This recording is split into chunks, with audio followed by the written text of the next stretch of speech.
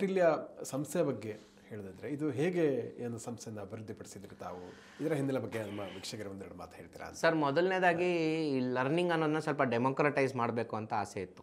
ಒಂದು ಕಾಲದಲ್ಲಿ ಮೆಂಟರ್ಶಿಪ್ ಕೋರ್ಸ್ಗಳೆಲ್ಲ 50,000 1 ಲಕ್ಷ ಇತ್ತು.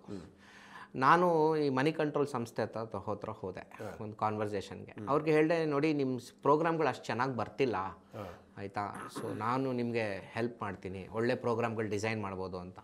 ಅವ್ರು ನೀನು ಯಾರು ಅಂತ ಕೇಳಿದ್ರು. ನಾನೊಬ್ಬ ಆರ್ಡಿನರಿ ಟ್ರೇಡರು, ಬಟ್ ಈ ಥರ ಒಂದು ಚಿಕ್ಕದೊಂದು ಸಂಸ್ಥೆ ಕಟ್ಟಿದ್ದೀನಿ, ಬಟ್ ನೀವು ನಂಗೆ ಸಹಕಾರ ಕೊಟ್ಟರೆ I can build beautiful programs for you. ಯಾಕಂದರೆ ಒಬ್ಬ ಟ್ರೇಡರ್ ಆಗಿ ಏನು ಬೇಕು ಏನು ಬಟ್ ನನಗೆ ಗೊತ್ತು. ನಾನು ಆ ಲೆವೆಲ್ ಗ್ರಾಸ್ ರೂಟ್ ಲೆವೆಲಿಂದ ಮೇಲೆ ಬಂದಿದ್ದೀನಿ. ಈಗ ಯಾರೋ ಒಬ್ಬ ಸಿಲ್ವರ್ ಸ್ಪೂನ್ ಇದ್ದರೆ ಬೇರೆ, ನಾವು ಹಾಗಲ್ಲ, ನಾವು ಕೆಳಗಿಂದ ಕೆಳ ಹಂತದಿಂದ ಮೇಲೆ ಬಂದಿದ್ದೀವಿ, ನಮಗೆ ಅರಿವಿದೆ, ನನಗೆ ಗೊತ್ತು ಏನು ಕೊಡಬೇಕು ಒಬ್ಬ ಟ್ರೇಡರ್ಗೆ ಅಂತ. ಅವ್ರು ಇಟ್ಕೊಂಡು ಕೊನೆಗೆ ಒಂದು ಕೆಲಸ ಮಾಡಿ, ನೀವು ನಾನೇನೋ ಹಣಕ್ಕೋಸ್ಕರ ನಿಮ್ಮ ಹತ್ರ ಬಂದಿ ಅಂತ ಅಂದ್ಕೊಳ್ಳೋಂಗಿದ್ರೆ ಒಂದು ಕಾರ್ಯಕ್ರಮ ಮಾಡೋಣ, ಫುಲ್ ದುಡ್ಡು ನೀವೇ ಇಟ್ಕೊಳ್ಳಿ, ನಾನು ಕಾರ್ಯಕ್ರಮ ಮಾಡಿಕೊಡ್ತೀನಿ, ನನ್ನ ಕೆಪಾಸಿಟಿ ಏನೋ ನಿಮಗೆ ತೋರಿಸ್ತೀನಿ ಅಂತ ಕೋವಿಡ್ ಟೈಮಲ್ಲಿ ಅವ್ರ ಹತ್ರ ಮಾತಾಡಿದ್ವಿ. ಆ ಕಾಲದಲ್ಲಿ ಒಂದು ಆಪ್ಷನ್ಸ್ ಒಂದು ಪ್ರೋಗ್ರಾಮ್ ಮಾಡಿದೆ. ಆ ಪ್ರೋಗ್ರಾಮ್ ಹೆಸರು ಆಪ್ಷನ್ ಒಮೆಗಾ ಅಂತ. Option omega. ಅವರು ಅವತ್ತಿನ ಕಾಲಕ್ಕೆ ಸಾಧಾರಣವಾಗಿ 1,000-1,500 ಜನ ಅವ್ರ ಪ್ರೋಗ್ರಾಮ್ಗಳು ಅಟೆಂಡ್ ಮಾಡೋರು. ನನ್ನ ಪ್ರೋಗ್ರಾಮ್ 10,000 ಜನ ಬಂದರು. ಕೋಇನ್ಸಿಡೆಂಟಲಿ ಕೊರೋನಾ ಟೈಮು, ಜನಗಳೆಲ್ಲ ಖಾಲಿ ಇದ್ದರು. ಆಮೇಲೆ ಈ ಪ್ರಾಡಕ್ಟ್ ಕರೆಕ್ಟಾಗಿ ಫಿಟ್ ಆಯ್ತು. ಆ ಟೈಮಲ್ಲಿ 10,000 ಜನ ಬಂದರು. ಸೊ ಅವ್ರಿಗೆ ಆವಾಗ ನಮ್ಮ ಒಂದು ಪೊಟೆನ್ಷಿಯಲ್ ಅವ್ರಿಗೆ ಅರಿವಾಯಿತು. ಅದಾದಮೇಲೆ ಅವ್ರು ನಮ್ಮ ಪಾರ್ಟ್ನರ್ ಆದರು. ನಾವು ಸುಮಾರು ಕಾರ್ಯಕ್ರಮಗಳು ಅವ್ರ ಜೊತೆ ಮಾಡಿದ್ವಿ. So education is one of our vertical. ನನ್ನದೇ ಸ್ವಂತ ಒಂದು ವೆಲ್ತ್ ಮ್ಯಾನೇಜ್ಮೆಂಟ್ ಡಿಪಾರ್ಟ್ಮೆಂಟ್ ಇದೆ. ಸುಮಾರು 100 ಕೋಟಿ ನಮ್ಮ ಹತ್ರ ಪಬ್ಲಿಕ್ ಫಂಡ್ ಮ್ಯಾನೇಜ್ ಮಾಡ್ತೀವಿ. ಸುಮಾರು 1 ಕೋಟಿ SIP ಬುಕ್ ಇದೆ. ಪ್ರತಿ ತಿಂಗಳು 5,000, 10,000, 50,000, ಲಕ್ಷ, 5 ಲಕ್ಷ ತಿಂಗಳಿಗೆ ಚಿಟ್ ಥರ ಹಾಕೋರು, ಲಾಂಗ್ ಟರ್ಮ್ ಇನ್ವೆಸ್ಟ್ಮೆಂಟ್ ಹಾಕೋರು ನಮ್ಮ ಜೊತೆಗಿದ್ದಾರೆ. ಸೊ ಅದಲ್ದಿರ ಒಂದು ಪ್ರೊಪ್ರೇಟರಿ ಟ್ರೇಡಿಂಗ್ ಫರ್ಮ್ ರನ್ ಮಾಡ್ತೀನಿ ಇಲ್ಲೇ ಜಯನಗರದಲ್ಲಿ. ಸುಮಾರು ಒಂದು 75 ಜನ ಟ್ರೇಡರ್ಸ್ ನಮ್ಮ ಜೊತೆ ಕೆಲಸ ಮಾಡ್ತಾರೆ. ಅದೆಲ್ಲ ಆಗಿ ಈಗ ನಾನು ನಮ್ಮ ಟೋಟಲ್ AUM ಬುಕ್ ಸೈಜ್ನ 1,000 ಕೋಟಿಗೆ ತೊಗೊಂಡು ಹೋಗಬೇಕು ಅಂತ ನನ್ನ ಕನಸು. ನೆಕ್ಸ್ಟ್ 1,000 ಕೋಟಿ. ಈಗ ಒಂದು 200-250 crores ಇದೆ AUM. So asset under management. So ಇದನ್ನು ಇನ್ ದ ನೆಕ್ಸ್ಟ್ 5 years ಅಲ್ಲಿ 5x ಮಿನಿಮಮ್ ತೊಗೊಂಡು ಹೋದ್ರು ಕೂಡ ಸೊ 1,000 ಕೋಟಿವರೆಗೂ ಹೋಗ್ಬೋದು ಅನ್ನೋದು ನನ್ನ ಒಂದು ಅನಿಸಿಕೆ. ಮತ್ತು ಅಲ್ಲಿಂದ ಒಂದು 15 ವರ್ಷಕ್ಕೆ ಅದು ಇನ್ನೊಂದು 0 ಆ್ಯಡ್ ಆಗುತ್ತೆ. ಇದು ಈ ಇಂಡಸ್ಟ್ರಿ ಸ್ಪೆಷಾಲಿಟಿ ಹಾಗೇನೆ. ಸೊ ನೀವು ಫಸ್ಟು 0 ಆ್ಯಡ್ ಮಾಡೋದೇ ಕಷ್ಟ, ಅದಕ್ಕೆ ಬಹಳ ಬೆವರು ಹರಿಸ್ಬೇಕು. ಆಮೇಲೆ 2ನೇ 0 ಅಷ್ಟೇ ಎಫರ್ಟಿಗೆ ಬರುತ್ತೆ, 10x ಹಾಕೋ ಅವಶ್ಯಕತೆ ಇಲ್ಲ. 3ನೇ 0 ಇದೆಯಲ್ಲ 100x 0, ಅದು ಕೂಡ ಅಷ್ಟೇ ಎಫರ್ಟಲ್ಲಿ ಬರುತ್ತೆ, ಅದಕ್ಕೆ ಮತ್ತೆ 100x ಎಫರ್ಟ್ ಹಾಕೋ ಅವಶ್ಯಕತೆ ಇಲ್ಲ. So that is the beauty of wealth markets. But ಆ ಒಂದು ಪೇಷನ್ಸ್, ವಿಷನ್ ಇರಬೇಕು. ಇವಾಗ ನೀವು ಎಲ್ಲಿದ್ದೀರಾ? ರಾಜರಾಜೇಶ್ವರಿ ನಗರದಲ್ಲಿ ಇದ್ದೀರಾ. ಈ ಏರಿಯಾದಲ್ಲಿ 200 ರೂಪಾಯಿ 250 ರೂಪಾಯಿ ಸ್ಕ್ವೇರ್ ಫೀಟ್ ಇತ್ತು ಒಂದು ಕಾಲದಲ್ಲಿ. ನಾವು ನಮ್ಮ ಕುಟುಂಬ ವ್ಯವಹಾರ, ರಿಯಲ್ ಎಸ್ಟೇಟ್ ವ್ಯವಹಾರ ಮಾಡಿದ ಕಾಲದಲ್ಲಿ ಈ ಏರಿಯಾದಲ್ಲಿ. ಇವತ್ತು ನೀವು ಕೂತ್ಕೊಂಡಿರೋ ಜಾಗದಲ್ಲಿ ಒಂದು 15,000 20,000 ಸ್ಕ್ವೇರ್ ಫೀಟ್ ಇರುತ್ತೆ. So this has grown 100x. Your job is to hunt next Rajeshwari. ಅದು ಸಿಗೋದಿಲ್ಲ, ಅದು ರೆಡಿಮೇಡ್ ಪ್ಲ್ಯಾಟರಲ್ಲಿ ಆಫರ್ ನಿಮಗಿಲ್ಲ. ನಾವೇನು ಮಾಡ್ತೀವಿ, ಒಂದು 10 ಕಂಪ್ನಿಗೆ ಹಾಕ್ತೀವಿ, ಅದರಲ್ಲಿ ಯಾವುದೋ ಒಂದು 100x ಹೋಗುತ್ತೆ, ಒಂದು 4 50x ಹೋಗುತ್ತೆ, ಒಂದು 2 0 ಆಗಿಬಿಡುತ್ತೆ, ಒಂದು 2 5x 10x ಮಾಡುತ್ತೆ. ಆ್ಯಾವ್ರೇಜ್ ಮಾಡ್ಕೊಂಡಾಗ ಎಲ್ಲ ಸೇರಿಸಿ ಒಂದು 50 ಟೈಮ್ಸ್ ಆ ಥರ ಒಂದು ರಿಟರ್ನ್ ಬರುತ್ತೆ.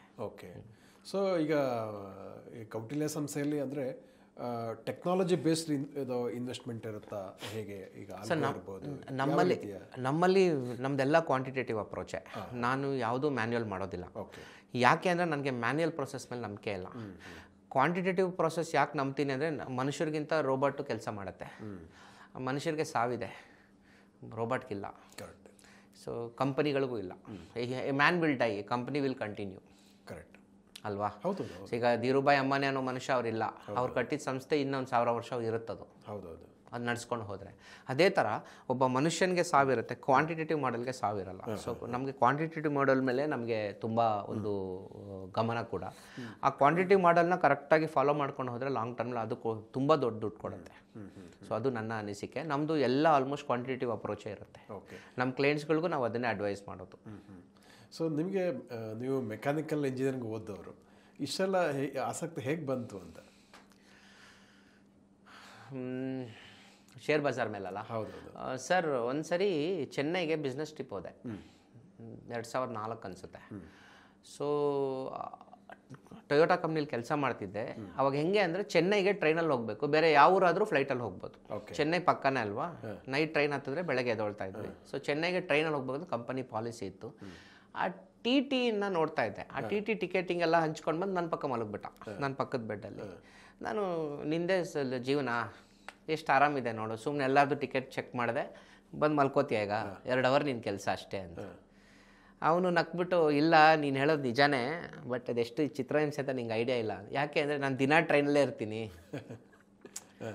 ದಿನ ಟ್ರೈನು, ನಾನು ದಿನ ಮಲಗಬೇಕು. ನೀನೇನು ಅಂದ್ಕೊಳ್ತಾ ಇದೆಯಾ ನಾನು ಮಲ್ಕೊಂಡ್ರೆ ಖುಷಿ? ಅಯ್ಯೋ ಹೌದಲ್ವಾ, ದಿನ ಬೋರ್ ಹೊಡೆಯುತ್ತೆ. ಇಲ್ಲ, ಬೋರ್ ಕಳಿಯೋಕ್ಕೆ ನನಗೆ ಕೆಲಸ ಬೇರೆ ಆಪ್ಷನ್ ಇದೆ. ಏನು ಅಂದರೆ ನಾನು ಶೇರ್ ಬಜಾರಲ್ಲಿದ್ದೀನಿ. ಅವನು ನನಗೆ ಒಂದಷ್ಟು ಇನ್ಪುಟ್ಸ್ ಕೊಟ್ಟ. ನೀನು ಓದಿದ್ದೇನು, ಈಸ್ ತಮಿಳಿಯನ್ ಅವನು.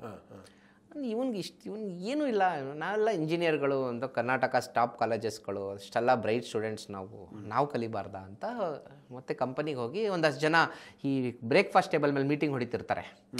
ನಾನು ಇನ್ಫೋಸಿಸ್ ತೊಗೊಂಡೆ, ನಾನು ವಿಪ್ರೋ ತೊಗೊಂಡೆ, ಹಿಂಗೆಲ್ಲ ಮಾತಾಡ್ತಾರೆ ಕೆಲವರು. ಆ ಗ್ರೂಪಲ್ಲಿ ಕೂತ್ಕೊಂಡಾಗ ಒಬ್ಬ,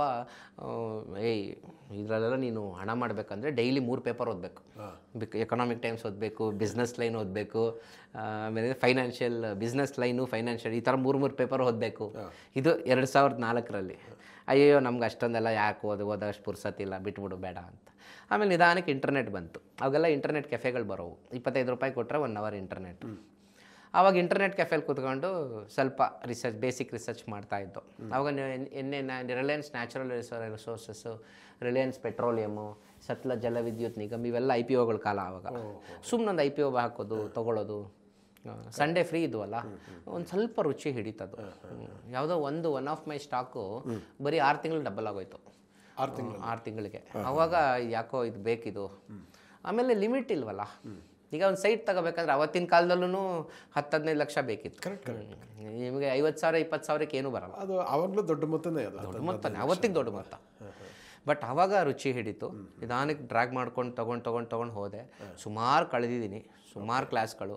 ನಾನು US ಹೋದರೆ 2 ಸೂಟ್ಕೇಸ್ ತೊಗೊಂಡು ಹೋಗ್ತಾಯಿದ್ದೆ. ನಾನು ಅಮೆರಿಕಾಗೆ ಹೋದರೆ 2 ಸೂಟ್ಕೇಸ್, ಒಂದು ಸೂಟ್ಕೇಸ್ ಖಾಲಿ, ಒಂದು ಸೂಟ್ಕೇಸ್ ಫುಲ್ ಬಟ್ಟೆ.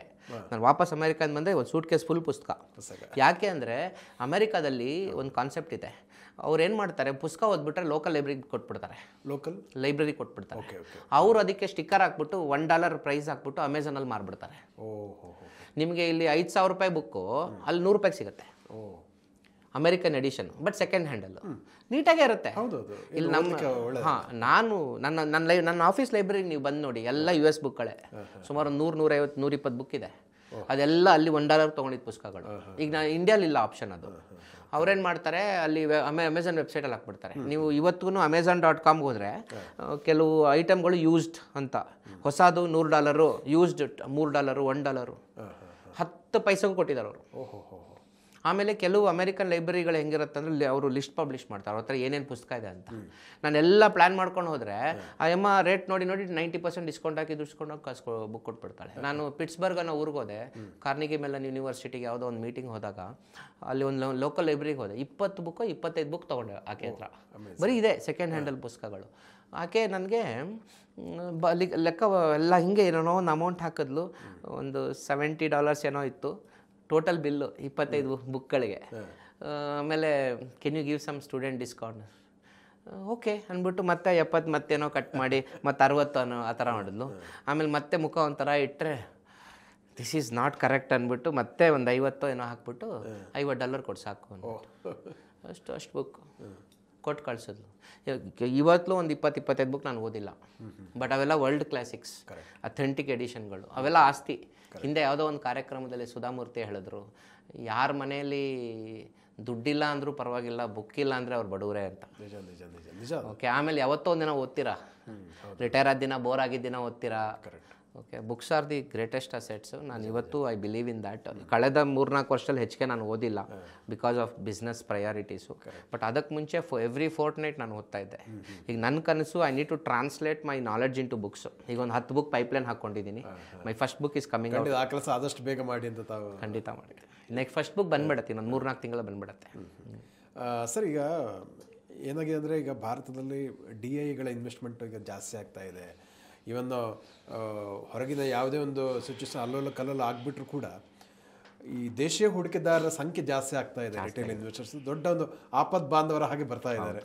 ಸೊ ಅಲ್ಲಿ ಅಮೆರಿಕದಲ್ಲಿ ಏನು ಬೇಕಾಗಲಿ, ಮಿಡ್ಲ್ ಈಸ್ಟಲ್ಲಿ ಏನಾದರೂ ಆಗಲಿ, ಇವರು ಡೋಂಟ್ ಕೇರ್ ಅಂತ ಇನ್ವೆಸ್ಟ್ ಮಾಡ್ತಾ ಇರೋವಂಥದ್ದು. ಸೊ ಇಂಥ ಸಂದರ್ಭದಲ್ಲಿ ಶೇರ್ಗಳ ಆಯ್ಕೆ ಹೇಗೆ ಮಾಡಬೇಕು ಅಂತ ತಮ್ಮ ಒಂದು ಸಜೆಷನ್? ನಾನೇನು ಹೇಳೋದಂದರೆ, ಶೇರ್ ಬಜಾರ್ಗೆ ಸಮಯ ಕೊಡೋಕ್ಕೆ ಆಗಲ್ಲ ಅಂತ ಅಂದ್ಕೊಳ್ಳೋರು ಈ SIP ಮೂಲಕ ಒಳಗೆ ಬಂದುಬಿಟ್ರೆ best. Mutual fund SIP best. ಯಾಕೆ ಅಂದರೆ ಇವತ್ತಿನ ಕಾಲದಲ್ಲಿ ಪ್ರತಿದಿನ 1000 ಕೋಟಿ ಬರ್ತಾ ಇದೆ. ನೀವು ಹೇಳ್ದಂಗೆ ಆ 1000 ಕೋಟಿಲಿ ಮೆಜಾರಿಟಿ ಟೈರ್ 2 ಟೈರ್ 3 ಸಿಟಿಯಿಂದ ಬರ್ತಾ ಇದೆ. ಹೌದು, 27,000 ಕೋಟಿ ಜೂನಲ್ಲಿ SIP ಮೂಲಕ ಇನ್ವೆಸ್ಟ್ ಆಗಿದೆ. 30 ದಿನ ಡೈಲಿ 1000 ರೂಪಾಯಿ, 1000 ಕೋಟಿ. ಕರೆಕ್ಟ್. ಡೈಲಿ 10,000 ಕೋಟಿ ಆಗುತ್ತೆ. ಬರ್ಕೊಳ್ಳಿ, ಇವತ್ತು ಕರೆಕ್ಟ್. ಪರ್ ಡೇ 10,000 ಕೋಟಿ ಬರುತ್ತೆ. ಅಷ್ಟು ದೊಡ್ಡ ಮಟ್ಟಕ್ಕೆ ಬೆಳೆಯುತ್ತೆ. ಇಲ್ಲಿಂದ 10x ಆಗುತ್ತೆ.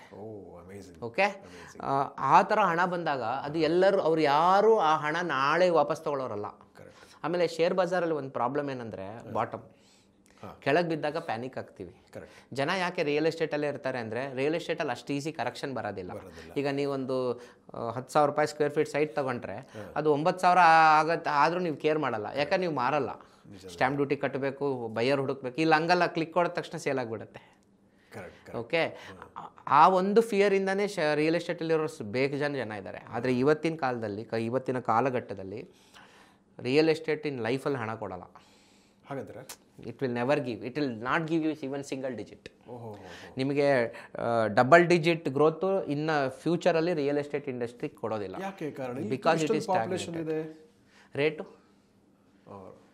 ರಾಜೇಶ್ವರಿ ನಗರದಲ್ಲಿ, ರಾಜರಾಜೇಶ್ವರಿ ನಗರದಲ್ಲಿ ಒಂದು 30-40 ಸೈಟಲ್ಲಿ ಒಂದು ಮನೆ ಕಟ್ಕೊಂಡ್ರೆ ದುಡ್ಡು ಎಷ್ಟಾಗುತ್ತೆ? ಎಷ್ಟು ಬೇಕು? ಒಂದು 4 ಕೋಟಿ ಬೇಕಾ? 4 ಕೋಟಿಗೆ ನಿಮಗೆ ಅಮೆರಿಕಾದಲ್ಲಿ ನಿಮಗೆ ದೊಡ್ಡ ವಿಲ್ಲಾನೇ ಸಿಗುತ್ತೆ. ಓಕೆ, 4 ಕೋಟಿ. ಈ ಇನ್ಫ್ಲೇಷನ್ದಾಗಿ ಏನು ಬೈಯಿಂಗ್ ಆಪರ್ಚುನಿಟಿ ಕಡಿಮೆ ಆಗುತ್ತೆ. Who will buy? ಈಗ ಆಯಿತು, ನಿಮ್ಮದು ಈಗ ಒಂದು ಸೈಟ್ ಇವತ್ತು ಈ ಏರಿಯಾದಲ್ಲಿ 10,000 ಸ್ಕ್ವೇರ್ ಫೀಟ್ ಆವ್ರೇಜ್ ಅಂತ ಅಂದ್ಕೊಳ್ಳಿ. ಲಕ್ಷ ರೂಪಾಯಿ ಸ್ಕ್ವೇರ್ ಫೀಟ್ ಯಾವಾಗ ಆಗುತ್ತೆ?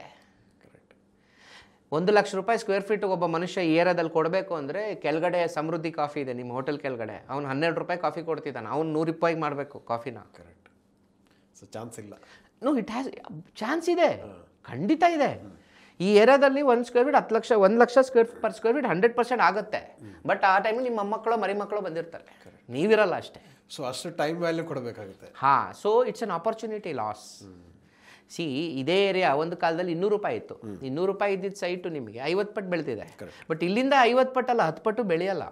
ಈಗ ನಿಮಗೆ ನೆಕ್ಸ್ಟ್ ರಾಜೇಶ್ವರಿ ನಗರ ಬೇಕಂದ್ರೆ ನೀವು ಯಾವ ಕುಂಬಳಗೋಡ್ಗೋ ಬಿಡದಿದ ದಾಟಿ ಇನ್ನು ಮುಂದಕ್ಕೆ ಹೋಗಿ ರಾಮನಗರ ದಾಟಿ ಹೋಗಬೇಕು ಅಷ್ಟೇ. ಸೇಮ್. ಬಟ್ ಇಲ್ಲಿ ಶೇರ್ ಬಜಾರ್ ಇದೆಯಲ್ಲ, this will never disappoint you.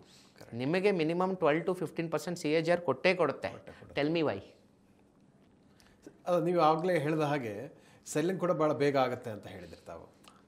So share Bazaar speciality ಏನು ಗೊತ್ತಾ? ಈಗ ನೀವು ಮನೆ ಏನಕ್ಕೆ ತೊಗೋತೀರಾ?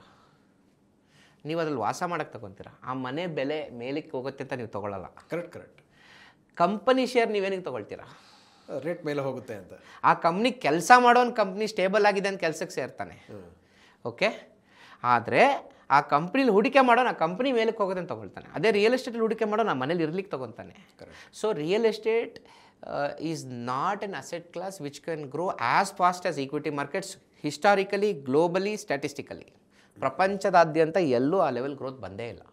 ಈಕ್ವಿಟಿ ಮಾರ್ಕೆಟ್ಸ್ ಒಂದು ಗ್ರೋತ್ ಪ್ಯಾಟರ್ನ್ ಲೆವೆಲ್ಗೆ ಗೋಲ್ಡ್ ಕೂಡ ಬೆಳೆಯಲ್ಲ. ಗೋಲ್ಡ್ ಬಗ್ಗೆ ಮಾತಾಡೋಣ ಸರ್. ಇವಾಗ ಅನೇಕ ಮಂದಿ ಟ್ರೇಡಿಂಗ್ ಮಾಡ್ತಾರೆ, ಇನ್ನು ಕೆಲವರು ಲಾಂಗ್ ಟರ್ಮ್ಗೆ ಇನ್ವೆಸ್ಟ್ಮೆಂಟ್ ಮಾಡ್ತಾರೆ.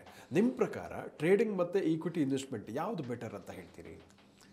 ಇದು ಈ ಪ್ರಶ್ನೆಗೆ ಉತ್ತರ ಒಂಥರ, ಈಗ ನಿಮಗೆ ಟೆಸ್ಟ್ ಮ್ಯಾಚು ODI T20 ಯಾವ್ದು ಇಷ್ಟ ಅಂತ ಕೇಳ್ದಂಗೆ. ಓಕೆ, ಹಳೆ ಕಾಲದವ್ರಿಗೆ ಟೆಸ್ಟ್ ಮ್ಯಾಚ್ ಇಷ್ಟ, ಹೊಸ ಯುವ ಜನತೆಗೆ T20 ಇಷ್ಟ. ಅದೇ ಥರ ಸೊ ನಿಮ್ಮ ಒಂದು ಎಪಿಟೈಟ್ ಮೇಲೆ ಅದು ಹೋಗುತ್ತೆ. ಓಕೆ, ಟ್ರೇಡಿಂಗಲ್ಲಿ ದುಡ್ಡು ಮಾಡಬೇಕಂದ್ರೆ ಶಾರ್ಪ್ ಫೋಕಸ್ ಇರಬೇಕು, ಸೀರಿಯಸ್ಸಾಗಿ ಕಲಿಬೇಕು, ಪ್ರೊಫೆಷನಾಗಿ ತೊಗೋಬೇಕು, ಆಮೇಲೆ ದುಡ್ಡು ಹಾಕಬೇಕು, ಆಯಿತಾ? ಬಟ್ ಇನ್ವೆಸ್ಟಿಂಗ್ ಹಾಗಲ್ಲ. ನೀವು ಇನ್ವೆಸ್ಟಿಂಗ್ನ ನೀವು ಹಣ ಹೂಡಿಕೆ ಮಾಡಿ ಅದಕ್ಕೆ ಟೈಮ್ ಕೊಟ್ಟರೆ ಇನ್ಯಾರೋ ಮ್ಯಾನೇಜ್ ಮಾಡ್ತಾರೆ, ಆಟೋಮೆಟಿಕ್ಕಾಗಿ ಅದು ಮೇಲೆ ಹೋಗುತ್ತೆ. So 2 different versions of the game. 2 purpose ಒಂದೇ, ಒಂಥರ 2 ಗಾಡಿ ಇದ್ದಾಗವು. ಓಕೆ, ಸೊ ಇನ್ವೆಸ್ಟಿಂಗ್ ಅನ್ನೋದು ಒಂದು ಬಸ್ಸಲ್ಲಿ ಹೋದಂಗೆ, ಸೇಫಾಗಿ ಹೋಗಿ ಮೈಸೂರಲ್ಲಿ ಇಳಿಬೇಕು ಅಂತ ಇಳಿಸ್ತಾನೆ. ಇದು ಯಾವುದೋ ನಿಮ್ಮ ಕೈಗೆ ಒಂದು ದೊಡ್ಡ ಕಾಸ್ಟ್ಲಿ ಕಾರ್ ಕೊಟ್ಬಿಟ್ಟು ನೀನೇ ಓಡಿಸ್ಕೊಂಡು ಹೋಗು ಅಂದಂಗೆ, ನೀವೇ ಓಡಿಸ್ಕೊಂಡು ಹೋಗಬೇಕು. ಇದರಲ್ಲಿ ಲೋಪದೋಷಗಳಿರ್ತವೆ, ಕಷ್ಟಗಳು ಇರ್ತವೆ, ಮ್ಯಾನೇಜ್ ಮಾಡಬೇಕು.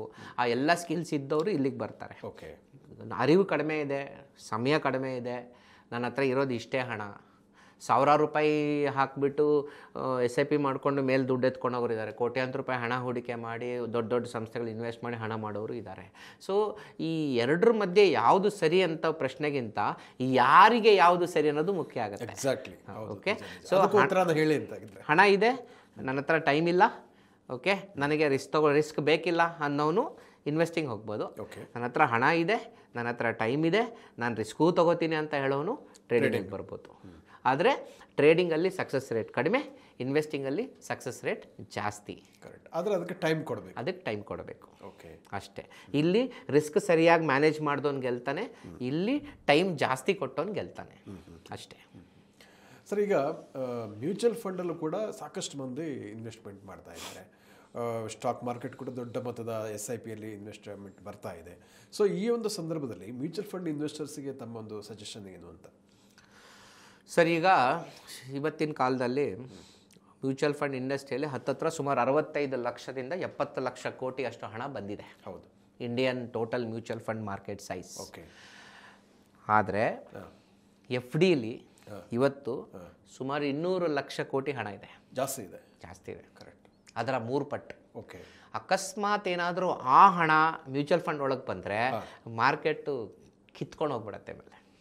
ಆ ಒಂದು ಚಾನ್ಸಸ್ ಇದೆ ಅಂತ ಹೇಳ್ತಾರೆ. ಯಾಕಂದರೆ ಈ ಬ್ಯಾಂಕ್ಗಳಿಗೆ ಇತ್ತೀಚೆಗೆ ಅದೊಂದು ಟೆನ್ಷನ್ ಆಗಿದೆ, ಕಲೆಕ್ಷನ್ ಆಗ್ತಾ ಇಲ್ಲ, ಇದು ಡೆಪಾಸಿಟ್ ಜಾಸ್ತಿ ಬರ್ತಾ ಇಲ್ಲ ಅಂತ. ಏನು ಹೇಳ್ತೀರಿ ಅಂತ? ಈಗ ಡೆಪಾಸಿಟ್ ಇವರು ಅಕಸ್ಮಾತ್ ಬ್ಯಾಂಕ್ಗಳು ಇವಾಗಿರೋ 6% ಕಟ್ ಮಾಡಿ 3% ತೊಗೊಂಡು ಹೋದ್ರು ಅಂತ ಇಟ್ಕೊಳ್ಳಿ. ಇವತ್ತು ಅಮೆರಿಕ ಅಂತ ದೇಶಗಳಲ್ಲಿ ಇಂಟ್ರೆಸ್ಟ್ ರೇಟ್ ಕಡಿಮೆ, FD ರಿಟರ್ನ್ಸು. ಮೊನ್ನೆ ನನ್ನ ಫ್ರೆಂಡ್ ಹತ್ರ ಮಾತಾಡಿ, ದುಬೈಯಲ್ಲಿ 3%, 1.5%, 2% ಕೊಡ್ತಾರಂತೆ FD ಇಟ್ಟರೆ. ಇಲ್ಲ ಅಲ್ಲಿ ಅದೇ ಥರ ಇಲ್ಲೂ 1.5-2 ಮಾಡಲಿ, ಎಲ್ಲ ದುಡ್ಡು ಎತ್ತಿ ಮ್ಯೂಚುವಲ್ ಫಂಡ್ ಹಾಕ್ಬಿಡ್ತಾರೆ. ಇಟ್ಟು ₹2-3 ಬಡ್ಡಿಗೆ ನಾನೇನು ಮಾಡಲಿ, ಏನು ಬರುತ್ತೆ ನನಗೆ? ಆಮೇಲೆ ಲಾಂಗ್ ಟರ್ಮ್ ಮ್ಯೂಚುವಲ್ ಫಂಡ್ಸ್ ಹಾಕ್ಬಿಟ್ರೆ, ಈಗ ಇನ್ಫೋಸಿಸ್ ಅನ್ನೋ ಸಂಸ್ಥೆ ಇದೆ, ರಿಲಯನ್ಸ್ ಇದೆ, HDFC ಬ್ಯಾಂಕ್ ಇದೆ, ICICI ಬ್ಯಾಂಕ್ ಇದೆ, ನೆಸ್ಟ್ಲೆ, ಈ ಸಂಸ್ಥೆಗಳು ಎಲ್ಲಿ ಹೋಗ್ತವೆ? ನಮ್ಮ ದೈನಂದಿನ ಬದುಕಲ್ಲ. ಬೆಳಗ್ಗೆ ನೀವು ಎದ್ದದ ಸಮಯದಿಂದ ನೈಟು ನೀವು ಮಲಗೋ ಟೈಮ್ವರೆಗೆ ನೀವು ಮಿನಿಮಮ್ 100 ಕಂಪ್ನಿ ಟಚ್ ಮಾಡ್ತೀರಾ. ಕರೆಕ್ಟ್. ಎಷ್ಟು? 100. ನೀವು ಬಾತ್ರೂಮ್ ಒಳಗಡೆ ಹೋಗಿ ಹೊರಗೆ ಬರೋ ಅಷ್ಟಲ್ಲ 10 ಕಂಪ್ನಿ ಟಚ್ ಮಾಡಿ ಬರ್ತಾ ಇದ್ದೀರಾ. ನೀವು ಯೂಸ್ ಮಾಡೋ ಟೂತ್ ಬ್ರಷು, ನೀವು ಯೂಸ್ ಮಾಡೋ ಸೋಪು, ನೀವು ಯೂಸ್ ಮಾಡೋ ಶ್ಯಾಂಪು, ನೀವು ಯೂಸ್ ಮಾಡೋ ಟವಲ್ಲು, ನಿಮ್ಮ ಟಾಯ್ಲೆಟ್ನ ಹಾರ್ಡ್ವೇರ್ ಕಾಂಪೊನೆಂಟ್ಸು 5 ಆಯ್ತು ಆಲ್ರೆಡಿ. ಇನ್ನು ಸ್ವಲ್ಪ ಯೋಚನೆ ಮಾಡಿ ಇನ್ನು 5 ಬರುತ್ತೆ. ಸೊ ಆ ಒಂದು ಕಾಲು ಗಂಟೆಯಲ್ಲಿ, ಅರ್ಧ ಗಂಟೆಯಲ್ಲಿ ನೀವು ರೂಮಲ್ಲಿ ಹೋಗಿ ಹೊರಗೆ ಬರೋ ಮನುಷ್ಯ 10 ಕಂಪ್ನಿ ನೀವು ಟಚ್ ಬೇಸ್ ಮಾಡಿದ್ರೆ, ನೀವು ನೈಟ್ ಮಲ್ಗೋ ಅಷ್ಟಲ್ಲಿ 100 ಕಂಪ್ನಿ ಟಚ್ ಆಗುತ್ತೆ. ನೀವು ಮಲ್ಕೊಳ್ಳೋ ಬೆಡ್ಡು ಡ್ಯೂರೋಪ್ಲೆಕ್ಸ್ ಅಂತ ಹೇಳ್ತೀರಿ ತಾವು. So all these companies are all consumption oriented ಅಲ್ವಾ? ಸೊ ಈ ಕಂಪ್ನಿಗಳು ಎಲ್ಲೂ ಹೋಗಲ್ಲ. So they will keep evolving, they keep growing. ಇವತ್ತಿಗೂ ಅಷ್ಟೇ ಏಷ್ಯನ್ ಪೇಂಟ್ಸ್ ಅನ್ನೋ ಕಂಪನಿ 25% CAGR ಕೊಟ್ಟಿದೆ, 100 ಟೈಮ್ಸ್ ಕೊಟ್ಟಿದೆ 20-25 ವರ್ಷದಲ್ಲಿ. MRF, ಕರೆಕ್ಟ್, ಎಲ್ಲ ಕಂಪ್ನಿಗಳು. MRF 1.5 ಲಕ್ಷ ಏನೋ ಆಗಿದೆ ಅಂತ ಇತ್ತೀಚೆಗೆ ಒಂದು ಸುದ್ದಿ ಬಂತು. ಬಟ್ ಅವತ್ತು ನಂಬಿದ್ರು ಅವರು. ಅವತ್ತು ಆ ಒಂದು ಸಂಸ್ಥೆ ಮೇಲೆ ನಂಬಿಕೆ ಇಟ್ಟು ಯಾರ್ಯಾರು ಹಣ ಹೂಡಿಕೆ ಮಾಡಿದ್ರು, ದೇ ಸಾ ದೇರ್ ಫಾರ್ಚೂನ್. ಅಂದರೆ ಸರ್, ಇವಾಗ ತಾವು ಈ ಫಿಕ್ಸೆಡ್ ಡೆಪಾಸಿಟ್ನ ರೇಟ್ ಕಡಿಮೆ ಆಗ್ತಾ ಇರೋದ್ರಿಂದ ಸಹಜವಾಗಿ ಒಂದು ಶಿಫ್ಟ್ ಆಗುತ್ತೆ. 100% ಆಗುತ್ತೆ, ಅದೇ ಆಗೋದು ನೆಕ್ಸ್ಟ್. ಸೊ ಹಾಗಾಗಿ ಸಿಪ್ ಕೂಡ ಇನ್ಕ್ರೀಸ್ ಆಗುತ್ತೆ, ಖಂಡಿತ ರಿಟರ್ನ್ಸ್ ಕೂಡ ಇನ್ಕ್ರೀಸ್ ಆಗೋ ಚಾನ್ಸ್ ಇದೆ ಅಂತ. ಸಿಪ್ ಯಾಕೆ ಒಳ್ಳೇದು ಅಂದರೆ, ಈಗ ನನ್ನ ಪ್ರಕಾರ ಬಡವರಿಗೆ ಬ್ರಹ್ಮಾಸ್ತ್ರ SIP ಅನ್ನೋದು. ಕರೆಕ್ಟ್. ನಾನು ಈಗ ನಾನು ನೆಕ್ಸ್ಟ್ ಬರೀತಿರೋ ಪುಸ್ತಕದಲ್ಲಿ ಅದ್ರ ಬಗ್ಗೆನೇ ಬರೀತಾ ಇದ್ದೀನಿ. ಹಾರ್ಡ್ಲಿ 100-500 ರೂಪಾಯಿಂದಲೂ ಕೂಡ ಸಿಪ್ ಶುರು ಮಾಡ್ಬೋದು. ಸರ್, ನಾಳೆ ಒಂದು ಹೆಣ್ಮಗು ಹುಡ್ತು ಅಂತ ಇಟ್ಕೊಳ್ಳಿ, ಒಬ್ಬರಿಗೆ 1,000 ರೂಪಾಯಿ SIP ಮಾಡಲಿ. ಕರೆಕ್ಟ್. ಪ್ರತಿ ತಿಂಗಳು ಆ ಹುಡುಗಿದು ಫ್ಯೂಚರ್ ನೋಡ್ಕೊಂಡ್ಬಿಡುತ್ತೆ. ಇವತ್ತು ಒಬ್ಬ ತರಕಾರಿ ಮಾರೋನು, ಪೇಪರ್ ಹಾಕೋನು, ಹಾಲ್ ಮಾರೋನು ಕೂಡ SIP ಮಾಡ್ಬೋದು. ಕರೆಕ್ಟ್. SIPಗೆ ಒಂದು ರೂಲ್ ಇದೆ, ಐ ಥಿಂಕ್ 500 ರೂಪಾಯಿ ಲಿಮಿಟ್ ಇದೆ. ಎಲ್ಲ ಮೊಬೈಲಲ್ಲೇ ಮಾಡ್ಬೋದು. ಗೌರ್ಮೆಂಟ್ ಈ ಸೆಟ್ಟಿಂಗ್ ಒಂದು 100 ರೂಪಾಯಿ ಮಾಡ್ತಾರೆ ಈಗ next. Correct. Okay, daily SIP ಮಾಡ್ಬೋದು. ನಾನು ಹೇಳೋದು ಡೈಲಿ 100 ರೂಪಾಯಿ ಹಾಕ್ಬೋದು ಜನ. ಕರೆಕ್ಟ್. ಒಬ್ಬ ಆಟೋ ಡ್ರೈವರ್ 100 ರೂಪಾಯಿ ನಾಳೆ ಇನ್ವೆಸ್ಟ್ ಮಾಡಪ್ಪ ಅಂದರೆ ಕಣ್ಣು ಮುಚ್ಕೊಂಡು ಹಾಕ್ತಾನೆ ಸರ್. ಪ್ರಾಬ್ಲಮ್ ನಾನು ಗಮನಿಸಿ, ಎಷ್ಟೋ ಮಂದಿ ಕ್ಯಾಬ್ ಡ್ರೈವರ್ಸ್ ಎಲ್ಲ ಮ್ಯೂಚುವಲ್ ಫಂಡ್ ಭಾಳ ಈಸಿಯಾಗಿ ಮಾಡ್ಕೊಂಡು ಹೋಗ್ತಾರೆ. ಮಾಡಬೇಕು, ಯಾಕಂದ್ರೆ ಇದು ಗ್ಯಾರಂಟಿಡ್ ಮನಿ. ಆಮೇಲೆ ಮಾರ್ಕೆಟ್ ಮೇಲೋದ್ರೂ ಚಿಂತೆ ಇಲ್ಲ, ಮ್ಯಾನೇಜ್ಮೆಂಟ್ ಕೂಡ ಕೆಳಗೂ ಚಿಂತೆ. ಆಟೋಮೆಟಿಕ್ ಪ್ರಾಡಕ್ಟ್ ಅಲ್ವಾ? ಅಕಸ್ಮಾತ್ ಕೆಳಗೆ ಬಿತ್ತಾ, ನೀವು ತಗೊಳ್ಳೋ ಹೊಸ ಮಾಲ್ ಕಮ್ಮಿಗೆ ರೇಟಿಗೆ ಸಿಗುತ್ತೆ. ಮೇಲ್ ಹೋಯ್ತಾ, ನೀವು ಆಲ್ರೆಡಿ ತಗೊಂಡಿರೋ ಮಾಲ್ ರೇಟ್ ಜಾಸ್ತಿ ಆಗಿರುತ್ತೆ. ಎರಡೂ ಕಡೆ ನಿಮ್ಗೆ ಅನುಕೂಲ. ನೀವು ಜಸ್ಟ್ ಟ್ರಾವೆಲ್ ಮಾಡಬೇಕು. ನೀವು ಅದನ್ನು ಟ್ರಾವೆಲ್ ಮಾಡಬೇಕಷ್ಟೇ. ಮೊನ್ನೆ ಒಂದು 2 ತಿಂಗಳ ಕೆಳಗೆ I was returning from Mumbai to Bangalore. ಒಬ್ಬರು ಹೆಂಗೆ ಸಿಕ್ಕಿದ್ರು, aunty, she must be some 60 years old. ಆಕೆ ನನ್ನ ಪಕ್ಕ ಕೂತಿದ್ರು, ಕ್ಯಾಶುವಲ್ ಆಗಿ ಏನೋ ಮಾತಾಡ್ತಾ ಇದ್ದೆ, ರಿಟೈರ್ಮೆಂಟ್ ಬಗ್ಗೆ ಮಾತಾಡ್ತಿದ್ಲ ಆಕೆ. She is a professor in a Mumbai college, but on Hyderabadi living in Mumbai. So ನನಗೂ ತೆಲುಗು ಬರುತ್ತೆ, ತೆಲುಗಿನಲ್ಲಿ ಮಾತಾಡಿಸ್ತಿದ್ದ ಎಮ್ಮನ್ಗೆ. ಅವಳು 20 ವರ್ಷ SIP ಮಾಡಿದ್ದಾಳೆ. 20 ವರ್ಷ? ಹಾಂ, ಅವಳಿಗೆ ಸಂಬಳ ಈಗ 1.5 ಲಕ್ಷ ಅಂತೆ ಅಲ್ಲಿ. ಅವಳದು ಟೋಟಲ್ AUM 3 ಕೋಟಿ ಆಗಿದೆ. అవಳು నేను SWP చేస్తాను ఇప్పుడు, SWP చేస్తే 2 lakhs చాలు నాకు. ಅಂದರೆ ನನ್ನ ಬರೋ ತಿಂಗಳು ರಿಟೈರ್ ಆಗ್ತಾ ಇದ್ದೀನಿ, ನನ್ನ ಟೋಟಲ್ AUMನ ನಾನು SWP ಕನ್ವರ್ಟ್ ಮಾಡ್ಕೊಳ್ತೀನಿ ಸಿಸ್ಟಮ್ಯಾಟಿಕ್ ವಿಡ್ರಾಲ್ ಪ್ಲಾನ್ಗೆ. 3 ಕೋಟಿಗೆ 2 ಲಕ್ಷ ತಿಂಗಳಿಗೆ ನಾನು ಪೇಔಟ್ ಖರ್ಚಿಗೆ ತೊಗೊತೀನಿ, ನನ್ನ ರಿಟೈರ್ಮೆಂಟ್ಗೆ ಸಾಕು, ಅದು ಮಿಕ್ಕಿದ್ದು ಬೆಳ್ಕೊಂಡು ಹೋಗಲಿ. ಒಂದು ಕಡೆ ಬೆಳೀತಾ ಹೋಗುತ್ತೆ, ಇನ್ನೊಂದು ಕಡೆ ತಿಂಗಳಿಗೆ ಆದಾಯ ಕೂಡ ಬರುತ್ತೆ. ಮೊನ್ನೆ ಒಂದು ಕೇಸು, ಒನ್ ಲೇಡಿ, ಆಕೆ ಬಂದ್ಬಿಟ್ಟು ಡಿವೋರ್ಸಿ. ಓಕೆ. ಮನೇಲಿ 3 ಜನ ಇರ್ತಾರೆ, ತಾಯಿ, ಮಗಳು, ಮೊಮ್ಮಗಳು. ಈಕೆ ತಾಯಿ ಮನೇಲಿದ್ದಾರೆ, ತಂದೆ ಒಂದು ಮನೆ ಕೊಟ್ಟಿದ್ದಾರೆ ಈಕೆಗೆ. ಸೊ 3 ಜನ ಹೆಂಗಸರು ಒಂದು ಮನೇಲಿ ಇರ್ತಾರೆ. ಮಗಳು ಓದ್ತಿದ್ದಾಳೆ, ಡಿಗ್ರಿ ಓದ್ತಿದ್ದಾಳೆ. ಈ ಅಮ್ಮ ಬಂದುಬಿಟ್ಟು, ಇಷ್ಟೇ ಅಶೋಕ್ ನನ್ನ ಪ್ರಾಬ್ಲಮ್ಮು, ನನಗೆ ಇರೋಕ್ಕೆ ಮನೆ ಇದೆ, ನನ್ನ ಮಗಳನ್ನ ಓದಿಸ್ಬಿಟ್ಟೆ ಆಲ್ಮೋಸ್ಟು, ನನಗೊಂದು ಭಯ ನನ್ನ ರಿಟೈರ್ಮೆಂಟು, ಎರಡನೇದು ನನಗೇನಾದ್ರು ಇವತ್ತು ಹೆಚ್ಚು ಕಮ್ಮಿ ಆದರೆ ಫ್ಯೂಚರ್ ಗತಿ ಏನು ಅಂತ. ನಾನು ನಿಮ್ಮ ವಯಸ್ಸು ಎಷ್ಟು ವರ್ಷಕ್ಕೆ? 45 ವರ್ಷ ಅಂತ. ಸರಿ, ನೀವು ಲೈಫ್ ಇನ್ಶೂರೆನ್ಸ್ ಪ್ರೊಟೆಕ್ಷನ್ ಮಾಡ್ಕೊಂಡಿದ್ದೀರಾ? ಇಲ್ಲ, ಮಾಡಿಲ್ಲ. ಸರಿ, ನಿಮಗೆ ಈಗ ಸಪೋಸ್ ನೀವು ನಾಳೆ ಇಲ್ಲ ಅಂದ್ಕೊಳ್ಳೋಣ, ನಿಮ್ಗೆ ಎಷ್ಟು ಬೇಕು ದುಡ್ಡು ನಿಮ್ಮ ಮನೆ ನಿರ್ವಹಣೆ ಮಾಡೋಕ್ಕೆ? ಗೊತ್ತಿಲ್ಲ, ಯೋಚನೆ ಮಾಡು. Very important. First basic question, ಇವತ್ತು 3 ಹೊತ್ತು ಊಟ ಇದೆಯಾ? ಆಮೇಲೆ ನಾಳೆ, ಆಮೇಲೆ ನಾಳಿದ್ದು, ಆಮೇಲೆ ಬರೋ ವಾರ, ಬರೋ ತಿಂಗಳು, ಬರೋ ವರ್ಷ, 10 ವರ್ಷ ಆದಮೇಲೆ. ಸೊ ನಾಳೆ ನೀವು ಎದ್ದಿಲ್ಲ is a scenario. Do you have a solution? No. ಸರಿ, ಇವಾಗ ಹೇಳಿ ಎಷ್ಟು ಬೇಕು? ನೀವು ನಾಳೆ ಎದ್ದಿಲ್ಲ, ನಾಳಿದಿಂದ ನಿಮ್ಮ ಮನೆ ಕುಟುಂಬ ನೀವು ಎಷ್ಟು ಬೇಕು? 2 ಲಕ್ಷ ಬೇಕು. ನಿಂಗೆ 2 ಲಕ್ಷ ದುಡ್ಡು ಬೇಕಂದರೆ ಮಿನಿಮಮ್ 3 ಕೋಟಿ ರೂಪಾಯಿ ಬೇಕು. ಆ SIP ಮಾಡಿದ್ಲಲ್ಲ ಮೇಡಮು, ಕರೆಕ್ಟ್, SWP ಮಾಡಬೇಕಂದ್ರೆ 3 ಕೋಟಿ ರೂಪಾಯಿ ಬೇಕು. ನಾಳೆ 3 ಕೋಟಿ ರೂಪಾಯಿ ಟರ್ಮ್ ಇನ್ಶೂರೆನ್ಸ್ ತೊಗೋಬೇಕು ನೀವು. ವಿಚ್ ಮೀನ್ಸ್ ನೀವು ನಾಳಿದ್ದಿಲ್ಲ ಅಂದರೆ 3 ಕೋಟಿ ರೂಪಾಯಿ ಟರ್ಮ್ ಇನ್ಶೂರೆನ್ಸ್ಗೆ ಎಷ್ಟು ಆಗುತ್ತೆ? ಏನು ಭಾರಿ ದೊಡ್ಡ ಮೊತ್ತ ಅಲ್ಲ. So okay, that is solved. Next medical ಇದೆ? ಇಲ್ಲ, ಮೆಡಿಕಲ್ ಕವರ್ಡು, ನನ್ನ ಫ್ಯಾಮಿಲಿ ಫುಲ್ ನನ್ನ ಕಂಪನಿ ನೋಡ್ಕೊಳ್ಳುತ್ತೆ. Very good. ಇನ್ನೇನು ರಿಟೈರ್ಮೆಂಟ್ ಎಷ್ಟು ಬೇಕು ನಿಮಗೆ? ಆಕೆಗೆ 4 ಲಕ್ಷ ಬೇಕಂತೆ.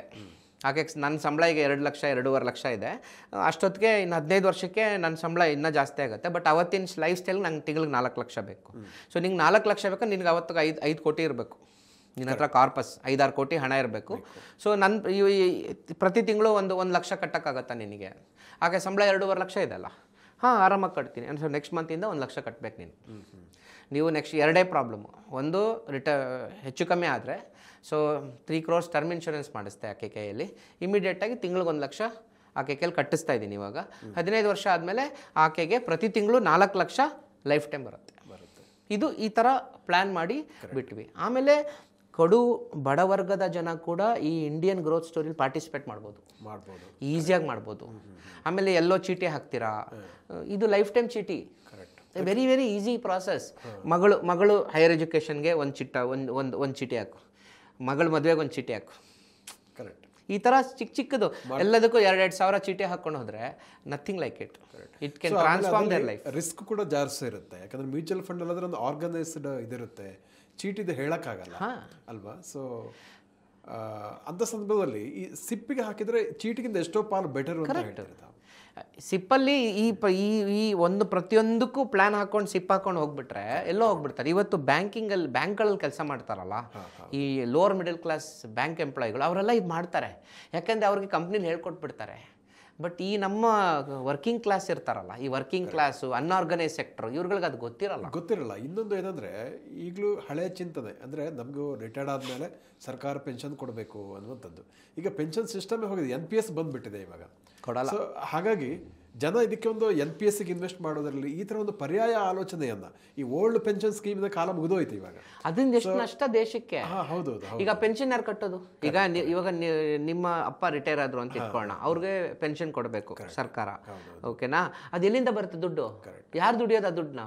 ನೀವೇ. ನೀವು ನಾನು ದುಡಿಬೇಕು. ನಿಜ. ಸೊ ಹಿಂದಿನ ಕಾಲದ ಜನರ ಪೆನ್ಷನ್ ದುಡ್ಡನ್ನ ಮುಂದಿನ ಪೀಳಿಗೆ ದುಡ್ದು ಕೊಡಬೇಕು. ಗೌರ್ಮೆಂಟ್ ಎಲ್ಲಿಂದ ಕೊಡುತ್ತೆ? ಗೌರ್ಮೆಂಟಿಗೆ ದುಡ್ಡು ಎಲ್ಲಿಂದ ಬರುತ್ತೆ? ಟ್ಯಾಕ್ಸ್ ದುಡ್ಡೇ ತಾನೆ. ಸೊ ಅದು ಕಷ್ಟ ಅಲ್ವಾ? ನಾವು ಮುಂದಿನ ಪೀಳಿಗೆ ಮೇಲೆ ಪ್ರೆಷರ್ ಆಗ್ತಾ ಇದ್ದೀವಿ. ಹೌದು ಹೌದು. ಸೊ ನಿನ್ನ ಲೈಫ್ ನೀನು ನೋಡ್ಕೋ, ನಿನ್ನ ಸೇವಿಂಗ್ಸ್ ನೀನು ಮಾಡ್ಕೋ. ಸೊ ಅದಕ್ಕೆ ಬೇಕಾದ ಆಪ್ಷನ್ಸ್ ಇವಾಗ ಇದಾವೆ. ಹೌದು. ಸೊ ಅಂತ ಹಿಂದೆ ಆ ವೆಹಿಕಲ್ಲೇ ಇರಲಿಲ್ಲ. ಇವತ್ತು ಎಲ್ಲ ಫೆಸಿಲಿಟಿ ಇದೆ, ಆರಾಮಾಗಿದೆ. ಒಬ್ಬ ಒಳ್ಳೆ ಮೆಂಟರ್ ಹತ್ರ ಹೋದರೆ ನೀಟಾಗಿ ಗೈಡ್ ಮಾಡ್ತಾರೆ. ಅದನ್ನು ರಿಲೀಜಿಯಸ್ ಆಗಿ ಮಾಡ್ಕೊಂಡು ಹೋಗ್ತಾ ಇರಬೇಕು.